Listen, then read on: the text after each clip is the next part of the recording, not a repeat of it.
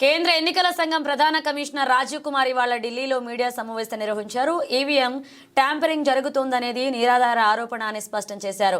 ఈవీఎంలు అత్యంత భద్రతతో కూడినవని, ఈవీఎంలపై సందేహాలు అక్కర్లేదని పేర్కొన్నారు. ర్యాండమ్గా వివిప్యాట్లలో స్లిప్లను లెక్కిస్తున్నామని, వివిప్యాట్ స్లిప్ల లెక్కింపులో ఇప్పటి వరకు ఎక్కడా తేడా రాలేదని తెలిపారు. పోలింగ్ శాతం పెరుగుదలపైన తప్పుడు ప్రచారం జరుగుతుందన్నారు.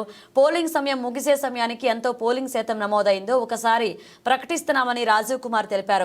పోలింగ్ సమయం ముగిశాక అప్పటికే క్యూ లైన్లలో ఉన్నవారు ఓటేస్తున్నారని, కొన్ని చోట్ల రాత్రి 8 గంటల వరకు కూడా పోలింగ్ జరుగుతుందని వెల్లడించారు. అందువల్ల పోలింగ్ శాతంపై చివరి లెక్కలు ఆలస్యంగా వస్తున్నాయని వివరించారు.